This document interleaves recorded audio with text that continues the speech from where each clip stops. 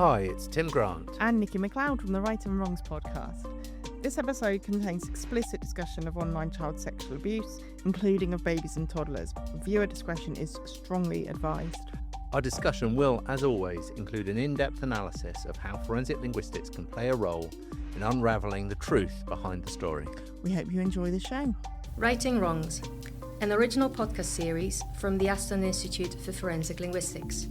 Season 3, Episode 2, The Multiple Personas of an Online Child Abuser. Hello and welcome to Righting Wrongs, the podcast from AIFL, the Aston Institute for Forensic Linguistics at Aston University. We're all about improving the delivery of justice through the analysis of language. I'm Professor Tim Grant. And I'm Dr Nicci MacLeod, Deputy Director of AIFL. Each season of Righting Wrongs, we try to feature a piece of forensic linguistic research where it might provide a basis for cases in forensic linguistics rather than be an actual case in itself. So tell us what we're going to talk about today, Nicci. So this episode is not about a case per se where forensic linguistic evidence kind of played a role, but it's a case where language analysis could have played a role, could have been useful. So what we're going to be doing is examining a case of online child sexual abuse. And this is a case where the abuser used multiple identities or multiple personas to trap and abuse a variety of children online. So this research is based on a real case, but at the time of that case, there was no linguistic evidence used. There was no, linguistics did not play a part in the investigation of the evidence of that particular case. So, Tim, we're going to get into some of the specifics. How did you first become aware of this case? So it was when you and I, Nicci, back in 2014, 2016, were working together on a research project where we were trying to assist UK undercover police officers in linguistic identity assumption tasks. And we were given access to case data from grooming cases and other online offences as part of that research project. And I first saw this data as part of that programme.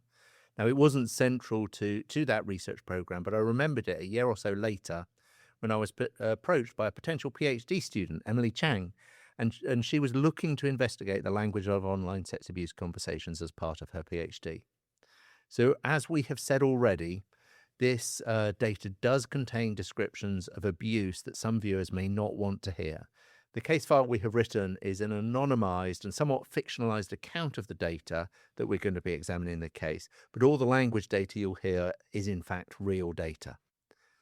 Let's open the case file.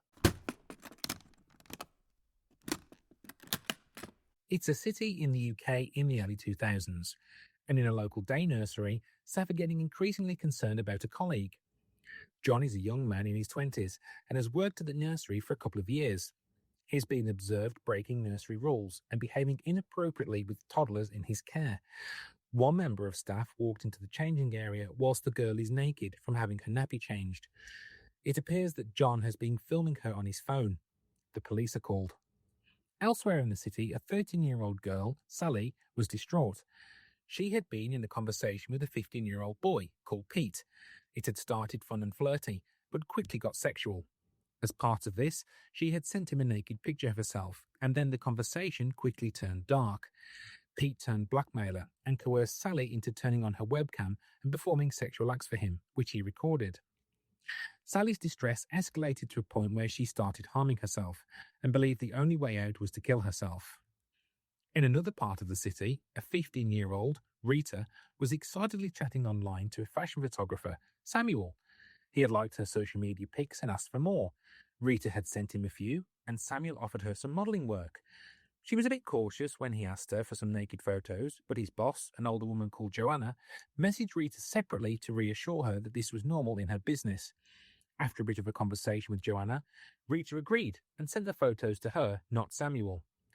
Immediately, Samuel messaged Rita back, threatening to send the pictures to Rita's parents and to her friends unless she performed sexual acts for him. She complied, at first, as the requests didn't seem too bad, but then they escalated. Rita appealed to Joanna but got no reply. Samuel now wanted to meet her for physical sex. In the end, Rita didn't know what to do and confided in a close friend. Her friend went with her to a teacher and the police were involved. An undercover police officer replaced Rita in her conversation with Samuel, arranged a meeting, and arrested a young man in his 20s called John. When the police searched John's devices, they discovered that he had been chatting and sexually extorting a large number of girls and boys between 12 and 15, and that also on his phone were images that appeared to be of himself abusing toddlers in a nursery setting. So, we're going to discuss linguistic identity performance in the data. And to do that, we're joined by Dr. Emily Chiang. Our regular listeners or wrong-uns may recognise Emily. She was a guest on our live episode in season 2 back in October that we recorded at the Steelhouse Lane lockup. And she also answered some of the questions that were posed on the evening. So you would have heard those in our episode that came out in March, our question and answers episode. Emily is one of our own, a research fellow here at AIFL, and she was in the very first cohort of graduates from the Aston MA in Forensic Linguistics on campus, studying her MA in 2014 to 2015, just as Nicci and I were working on that undercover policing research project. Emily's MA dissertation was, in fact, on chatroom groomers discourse communities, and the method she used was something that's called a rhetorical moves analysis, a form of language analysis that we will get into later. So that PhD that Emily completed, that you supervised, that was called Rhetorical Moves and Identity Performance in Online Child Sexual Abuse Interactions. And one particular chapter of that PhD thesis contained the analysis that we're going to be discussing today.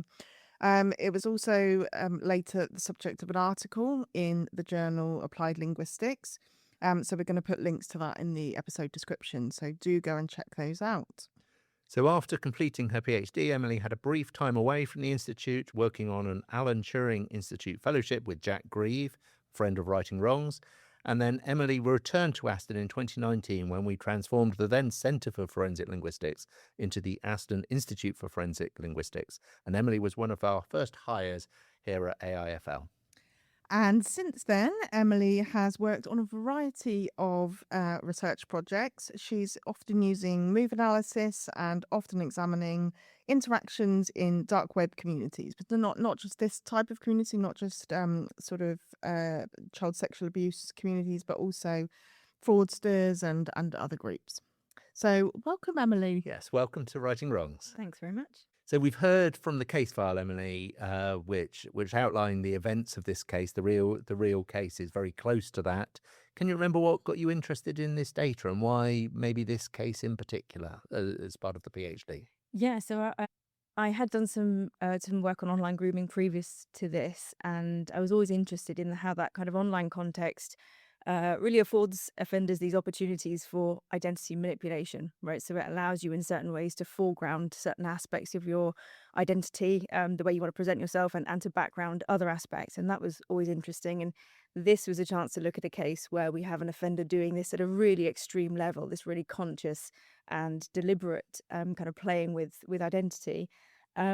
And secondly, it was also kind of a rare chance to examine data that involves actual children. We know a lot of research in this space tends to rely on conversations that feature adults posing as children. So there were two really kind of interesting things about this case in particular. Okay, so the data that you have are these online chats. So can you tell us a little bit about the data that you have here? Just describe it for us. Yeah, so for this study, I have 20 transcripts. So this is one single offender talking to 20 different victims across these transcripts.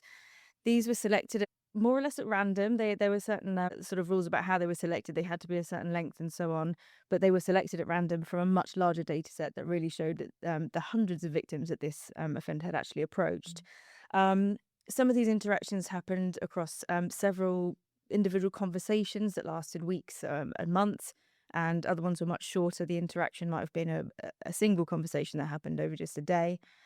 And throughout these interactions, what was really unusual about this offender is that he had these different personas. Across the 20 transcripts that I had, he adopted 17 different online personas, and these were identified by each one had a different username and a different associated email address. Some of these were male personas, some were female. They were different ages, professions, ethnicities, sexual orientations. So as I said, he's really kind of playing with all of these different aspects of identity, and he would cycle through these in what I felt was a strategic way in order to find the one that was sort of most likely to engage Right. different targets into conversation. So some of these transcripts have just one persona.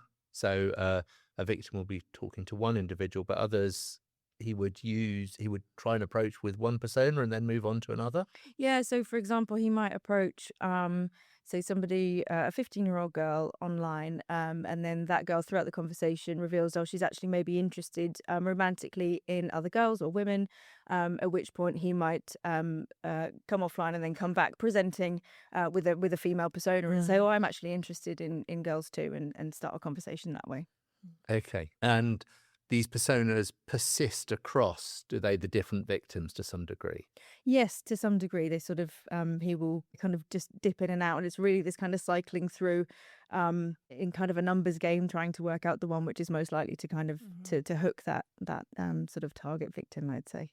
Okay, so that's the data that we've got. And then we've already mentioned this idea of a moves analysis. What is moves analysis? Can you talk to that a little bit? Yeah, so moves, rhetorical moves are basically sections or chunks of text that perform a specific communicative function.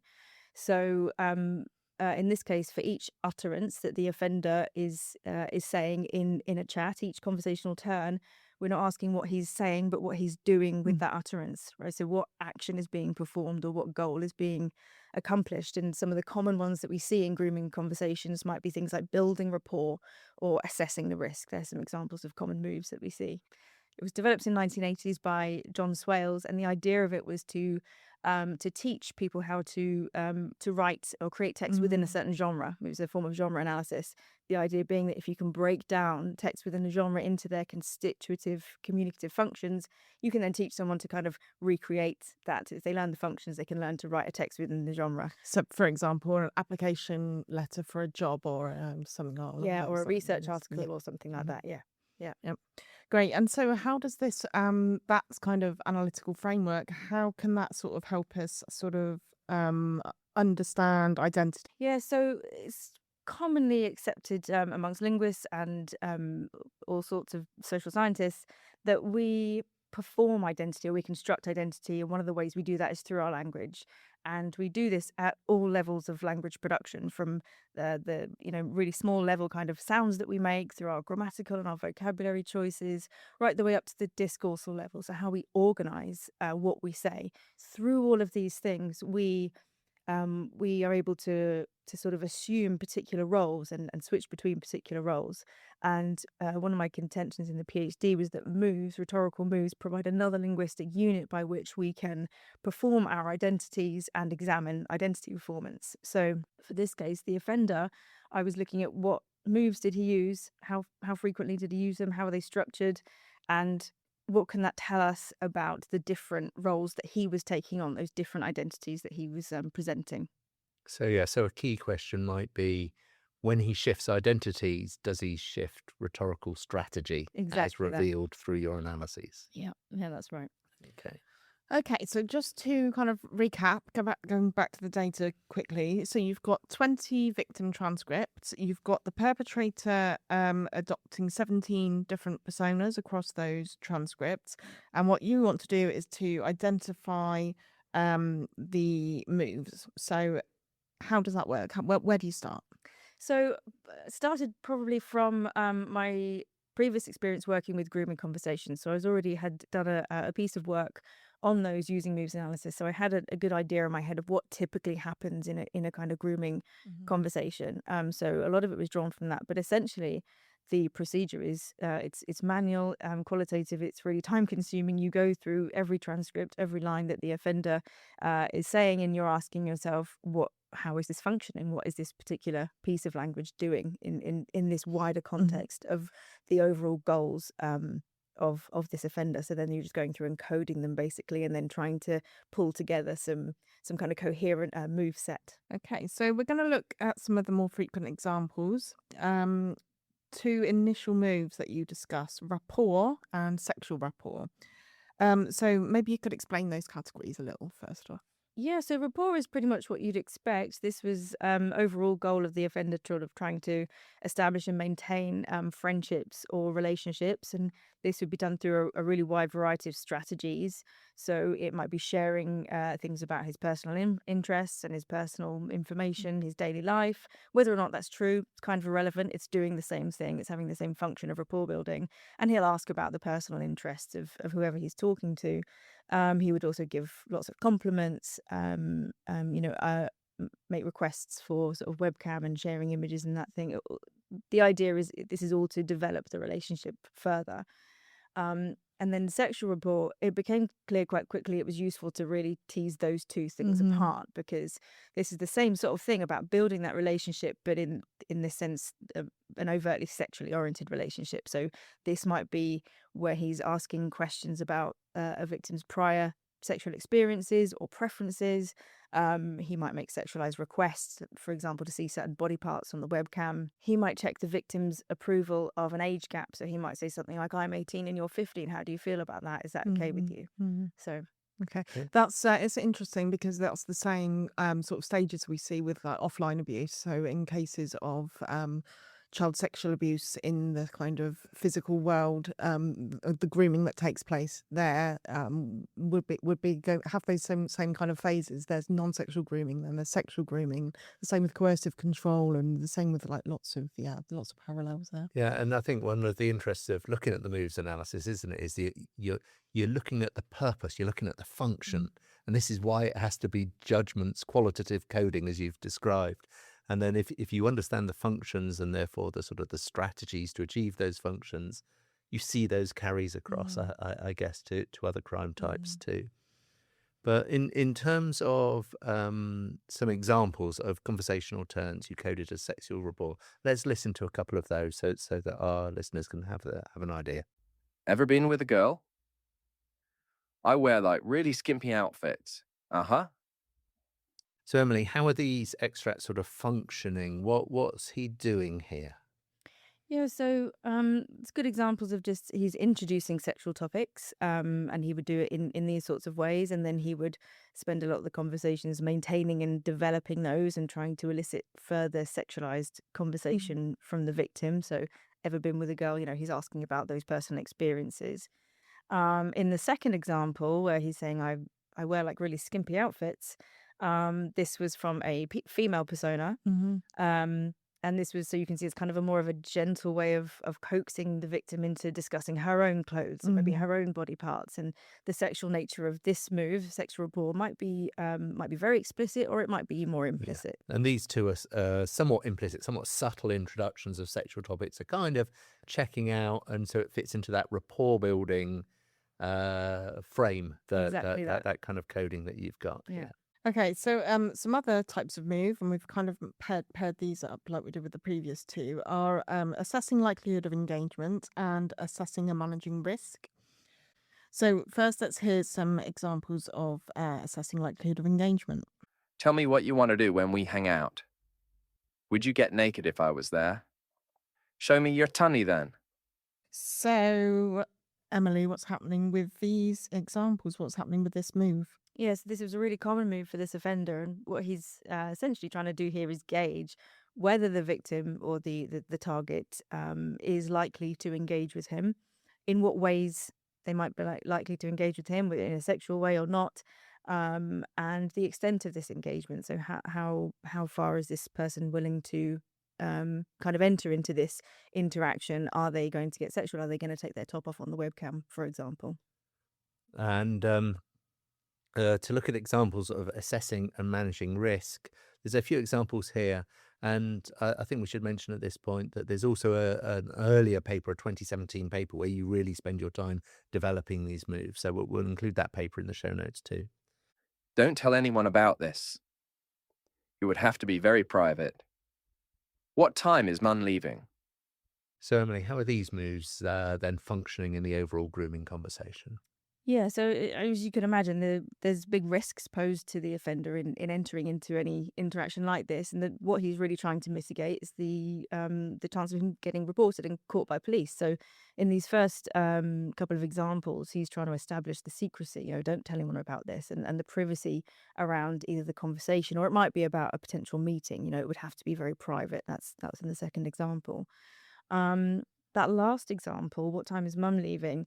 That shows him managing the risk by trying to establish the schedules of the parents and maybe get an idea of the general workings of the household. And we see that quite a lot in grooming conversations in general, trying to. One of the sort of really popular definitions in the literature of grooming involves the grooming of people around the child as well. So this is where I think that comes into play there. But I think it's interesting. I did pair these moves, and I do pair these moves in my mind, because when you take them together, the assessment of risk combined with the assessment of the likelihood of engagement kind of amounts to the offender trying to sort of work out what's the risk reward ratio of this, Yeah. right? Is this particular victim worth the time that they're spending trying to engage them? And if we consider that in the wider context of this guy targeting hundreds, it's a real scattergun approach. Yeah.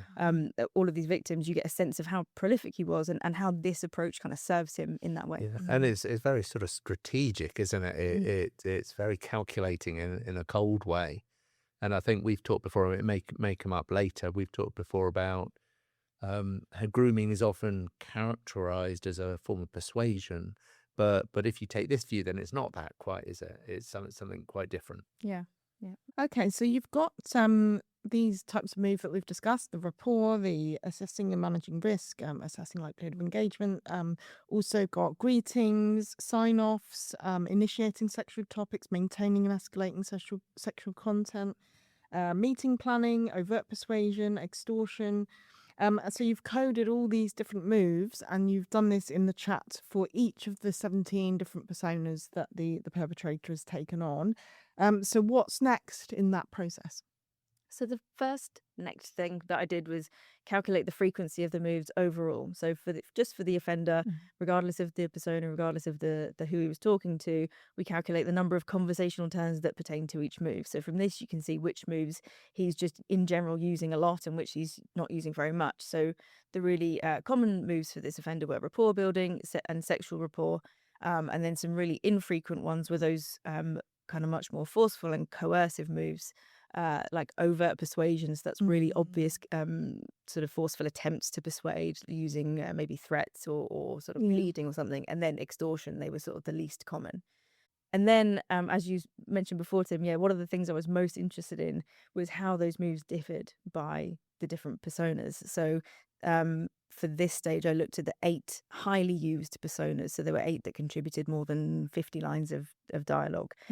6 of those presented as white males. One of those was a modeling agency representative as well. And then 2 of them presented as white or mixed race female personas. So he had these different ones, and what I wanted to do was compare the move frequencies across those different ones to see if there were differences. So would we see, for example, more rapport building from female personas, or different move use between the white and the mixed race personas? How much is he actually adapting his language to perform the different identities that he's presenting?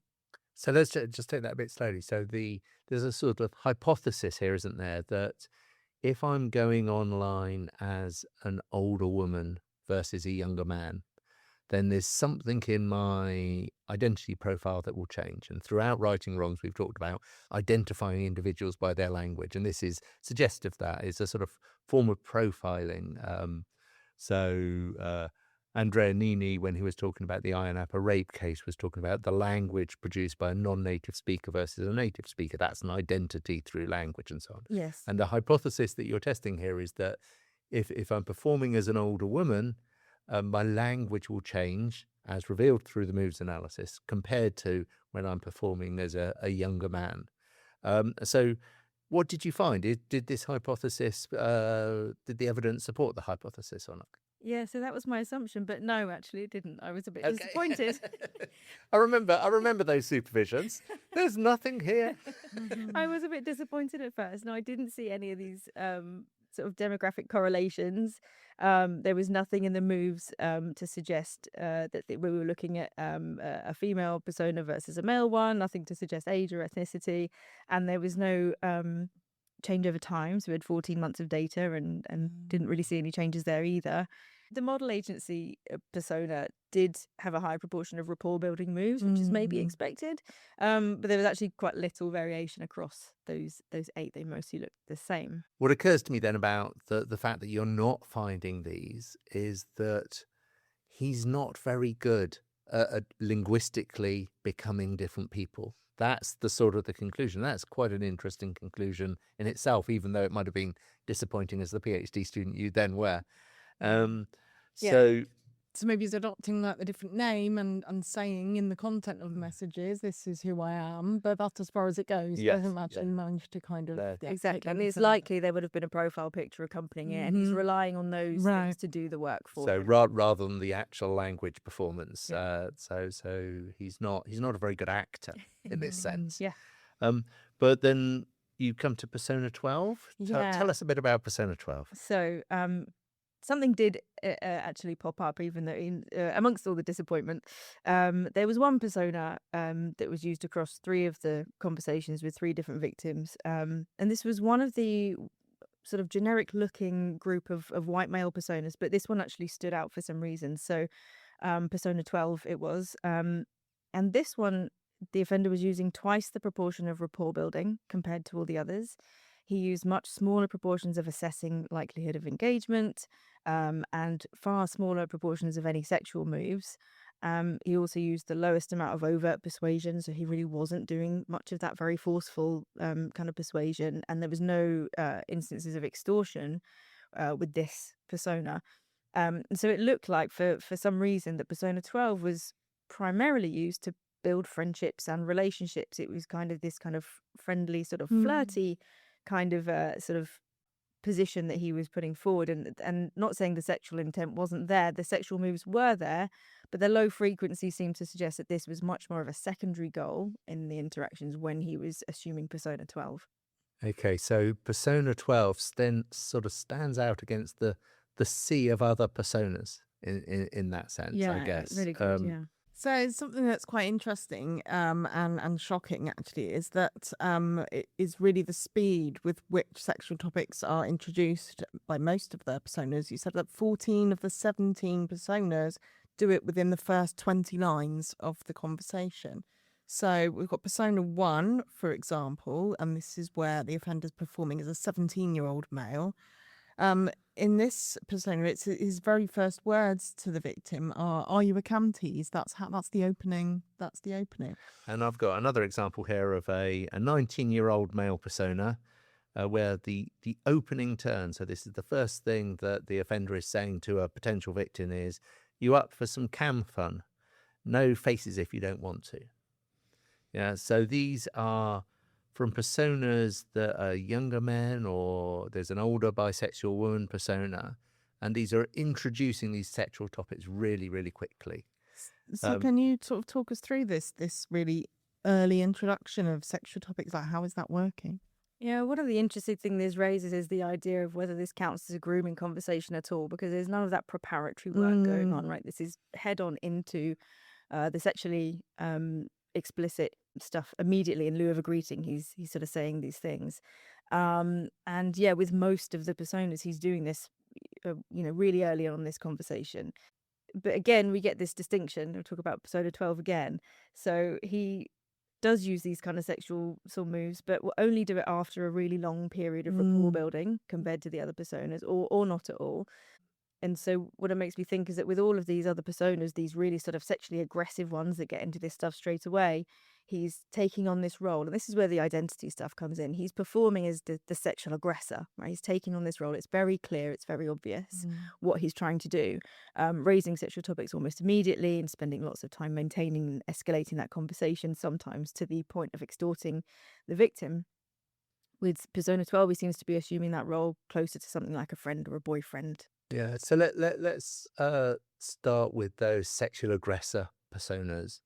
So, and you've said already that it's not doesn't feel like what we think of as grooming. Mm. It's not an attempt of persuading people, these young victims, to act sexually.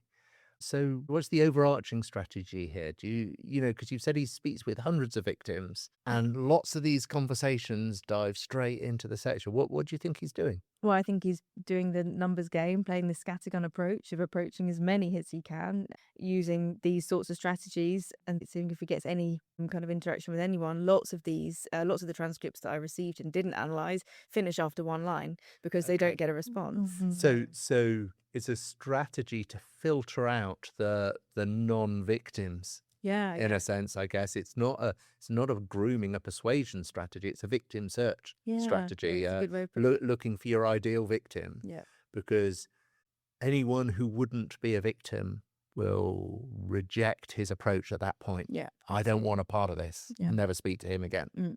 Mm. But those who aren't frightened off by that abrupt approach, maybe there's someone that he can develop into being a longer term victim or something like that. It's not wasting his time, which is chilling, isn't it? Yeah, that's the thing. Yeah. Yeah, that's quite a thought. So those are the sexual aggressor personas. If we want to, I don't think we quite use these terms in the paper, do we? But there's this definite contrast with persona 12, who you describe as more being a relationship building persona, or a sort of flirty persona you said earlier, and so on. And to be clear, this is still going to develop into sex, that's abuse, sex, and so on, but there's a different tone to this. Yeah, so this one did catch my attention for the reasons that we've talked about. As a sort of a next step to try and work out, is this persona actually different from the rest? I did some formal statistical analysis called a multidimensional scaling analysis. This is based on the move frequencies. So basically you get all your dimensions, which are the different moves, and kind of compress them down into a two-dimensional space. So you can basically plot the distance between the different personas on a graph and see who is, based on the moves, most similar to each other and which ones are outliers. And that showed really clearly that we get these clusters of the different personas, and then persona 12 is like way out in the corner, not close to any of them. So once I'd sort of worked out that there is something here, I went back to the police who had given us access to the data to check some of the details from the case. So the way I did that was I extracted every self-describing statement that the offender made across my whole data set. So anytime he said something that would describe himself, so I have brown eyes, I have a dog, I work in this location, I live in this area, for example, I made a list of those statements, passed them back to the police to verify or falsify, and they were really good. They came back to us with all the answers. And from this, it shows that persona 12 was actually, the offender was using this one to kind of talk about true aspects about himself. It was himself. So he was 12. Yeah. So persona 12, so this was him giving away accurate information about, he was giving his real name, he was giving his phone number, he was telling people his actual workplace. So it looked as if it's not like everything persona 12 was saying was completely truthful, but this one more than any other seemed closest to what we might think of. We called it in the paper the home identity, or maybe the person behind the screen. It's really interesting, isn't it? Because if you think again of this offender being an actor in this performance, in this identity performance, when they're trying to perform identities that are further from his home identity, he's not very good at it. Yeah. It's a homogenous other. Yes. Yeah. Yeah. Whether that other is a 25-year-old man or a 36-year-old woman or whatever it might be. They're all the same. They're all the same as one another, as measured through the moves analysis. Yeah. Yeah.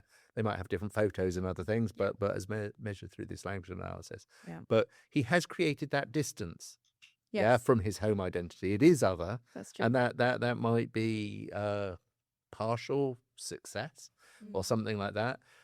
Then there's this other identity that stands out against that crowd, and that is the one that is closest to his home identity. It's a really interesting sort of conceptual map of what he's achieved and failed at, I think. Yes. So do you think this discovery then, that there's a home identity being performed with one of these personas, do you think that could be useful investigatively?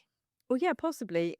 It was a kind of a rare and interesting case to have a data set that allowed us to kind of test this sort of thing.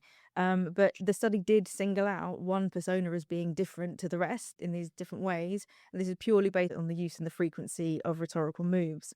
And I think he can't be the only offender to be operating in this way. And I'm sure if the police had, a group of online accounts or personas that they suspected might be being operated by the same person, we could adopt this same approach and see if any of those online accounts or personas arise as distinctive. And even if it's not sort of aimed at, we're definitely going to find the person that you want, we might be able to narrow the pool of interesting accounts to look at, or that warrant special interest investigatively. So this is interesting, isn't it? It's the link between the research we do. This was very much a research project. But then one of the things we try and do through our research is provide ways in for new forms of investigation. Yeah. And I think that's right. It certainly, the moves analysis you've done here certainly provides for greater understanding of how this offender is doing their moves analysis. And I can see parallel cases where to understand that, hang on a minute, this persona, we've identified it's all from the same person. Maybe it's all from the same IP address or same device or something like that. Yeah. There's some computer forensics which says this group of people are likely to be one person. And then we look at that group and say, well, this one's different from the rest. Let's look more closely at that. That's an investigative lead. Like you say, it's not proof of anything, but it might be a way in. So finally, before we wrap up, most of what we've been talking about today is from two key papers of yours that you also, with our other institute colleague, Dr Daniela Schneevogt, who this was based on her master's thesis actually, you co-authored a third paper. And this was looking at the perverted justice data set. So for our listeners, perverted justice is a now defunct website where adult decoys pose as children in online contexts in order to try and catch out online predators and to arrange meetings and for the police to be called and so on. So you did this work looking at how those particular chats compared to the genuine ones that you obviously have done a lot of work on. And that's proved to be a very important paper. Can you kind of talk us through it and what you found? Yeah, so this was probably more of a secondary finding of our paper, but we know that most grooming studies rely on this kind of data with adults posing as children rather than actual children who are entirely absent from this data, which is a real problem.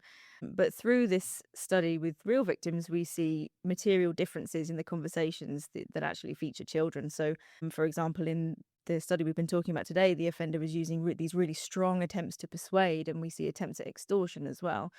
And we don't really see evidence of that in grooming conversations which involve adults who pose as children. So Daniela tested this quantitatively. She looked for markers of overt persuasion and extortion across all 600 and something transcripts that Perverted Justice had up on their site at the time, and didn't really find evidence for these two moves. So it really confirmed our sort of suspicion that these moves don't really occur in that data. And we reasoned that this is because when it's real victims and you're talking to real children, often they are less compliant and they are more resistant to the offender's advances than decoys whose job is to lure them into incriminating themselves, which makes sense that those differences should be there. That pushes the offenders to these more extreme and coercive tactics, but it demonstrates the importance for linguists and anyone analysing this kind of thing of having the genuine data and not over-relying on proxy data sets like this. So I think as linguists, we're really, really keen on that, aren't we?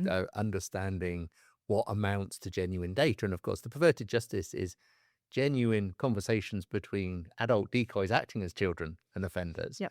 But if you develop your understanding of grooming from that data of real child victims, then there's going to be flaws. And this points to one of those flaws. And it's worth saying that there are hundreds of papers from both sort of other social scientists and also from computational studies, which have used this perverted justice data set. So it's a really important paper to say, hang on, we shouldn't be doing this, even though it's really hard to access and there's all sorts of ethics difficulties and governance difficulties. If we're going to study online grooming, we have to study it with the real data. There are really good examples of people doing that now. But back when you were doing your study, that was really, really rare. Yeah, and I'd say those studies with the genuine data, there's still only a handful compared to the hundreds that exist with the perverted justice data.